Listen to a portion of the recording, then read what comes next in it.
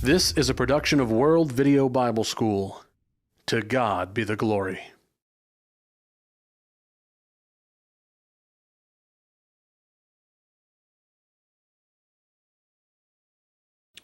Hello and welcome back to this another class on learning to use the Greek New Testament.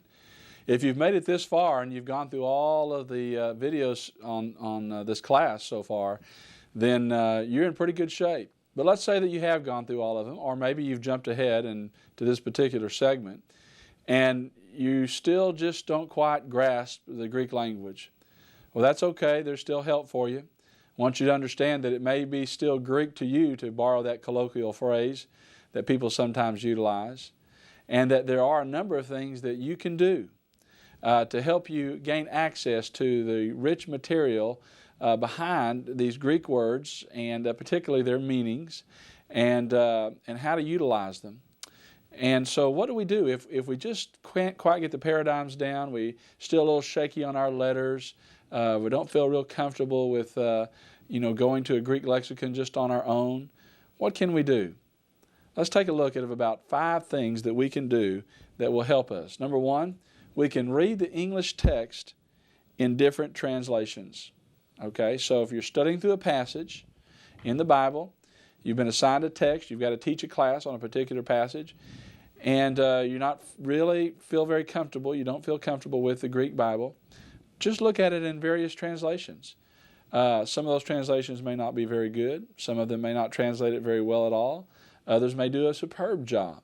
So look at the various ones, and then as you're looking through them, if there are differences, ask yourself, why are those differences there? And what are the words that are being utilized?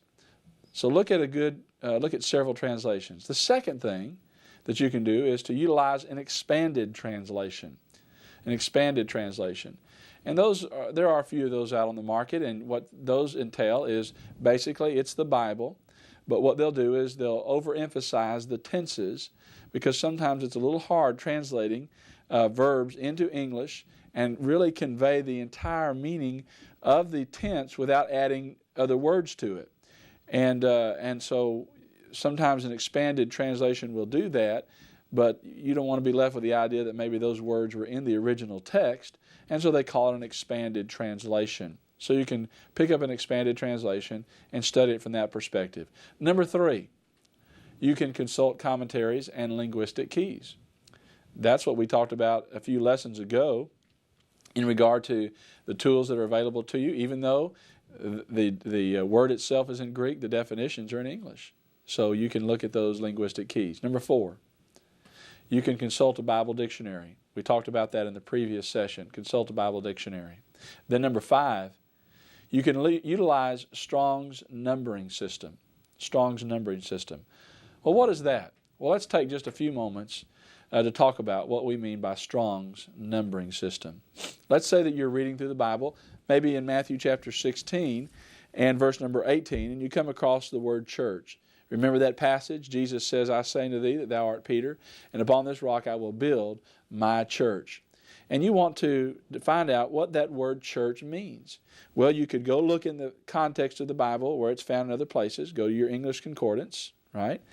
And find that word church. Look it up in all the other places in the Bible. See how it's being used in the context, and then come away with your definition.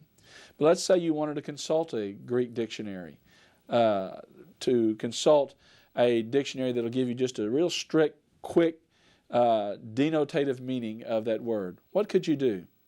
Well, you could look it up in an English dictionary, of course, but let's say you wanted to look it up in one of those Greek dictionaries. Can you do that without knowing any of the Greek letters, or without being real comfortable with the Greek language? You sure can. And you can do that on the basis of the Strong's numbering system. And what I mean by that is this. Remember the book that we talked about, the this English concordance? This is Strong's exhaustive concordance. And what Strong did is that he gave a number to every word. Okay? Gave a number to every word. Take a look at the word church here on your screen now. Now this is a page from that concordance, and notice that if you look up the word church in its alphabetical order, that it would follow words like chrysolite, and then you come on down and you'd find the word church. And then underneath that, as we discussed in previous sessions, that you would find where that word is used in every verse in the Bible. Matthew 16:18 is the first occurrence in the New Testament of the word church. Look over to the far right-hand side. There is a number there, and it's the number 1577.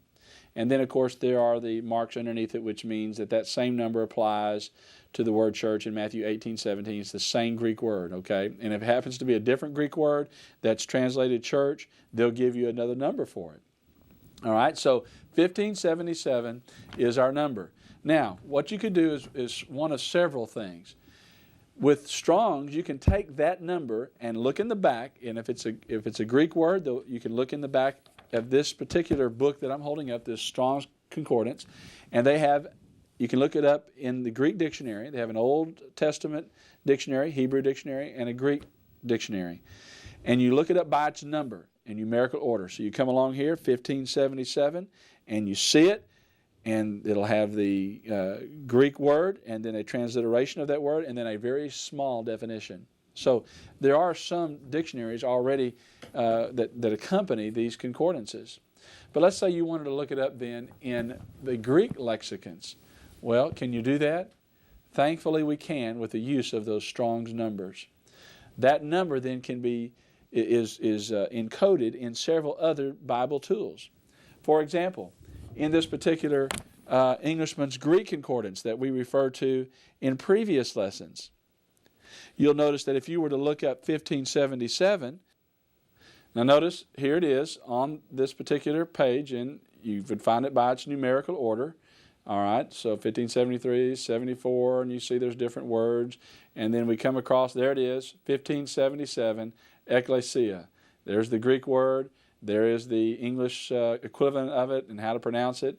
And you would see then every place where ecclesia is actually used in the Greek New Testament. All right, so that number allows you to use the Greek concordance as well. Then finally, you can also consult a Greek lexicon, like for example Thayer's Greek lexicon, and Thayer's comes in is published by various publishers, and so it's going to look a little different, maybe a different color, cover, and so forth. But you could do the same thing. So here it is, 1577, and we found it by the numerical order, the number order, and then we come across here, ecclesia, and I know you may not be able to read this on the screen, but it means a gathering of citizens called out, and then the definition actually goes over to the next page and gives you some more information. And so this is the use of Thayer's Greek lexicon then by following those numbers, the strong numbering system. And those numbers are key to a lot of different works out there. And so look for that, because that'll help you to get quickly to where you need to be if you're not real comfortable or familiar with the Greek language. Another little tool here that I wanted to tell you about is, and I'm not sure if it's still being published or not, but it is the New Englishman's Greek Concordance. It's just like the concordance we looked at earlier. But this is also a lexicon, a shorter lexicon. And one of the things that this one does that's kind of unique, published by Wigram, or the editors were Wigram and Green, published by Hendrickson Publishers, is that they gave you not only the number for Strong's, but they also gave you a place, let me get over here, a place to look it up in Kittles. They'll tell you what volume and what page number and what page and column to look it up in Thayer's as well. So they keyed you in really quickly, and also into Arndt and Gingrich. And you follow the column down, and they give you a number. That's the page you look it up in Arndt and Gingrich, that they translated it from Walter Bauer's work. And then here is Strong's number. Here's Strong's number, 942. Here is Arndt and Gingrich. Come over here you would find it where it's found in Kittle, and then also in Thayer's. So a very, very helpful tool. That if you ever run across one of those, you might pick one up, and even though you know the Greek language real well and are able to find it, you might pick it up for a friend who's having some trouble, or who may be just beginning to access the Greek New Testament. So just wanted to make you aware that there are some tools out there, along with those Bible programs, that can really help you in getting to the Greek language, having access to it, even though you may not feel very comfortable with it. If it is still Greek to you, well, you can still use the Greek language. Thank you so much for being with us today. We've got one more lesson in this series as we begin to close out this course on learning to use the Greek New Testament. I look forward to joining you in that course.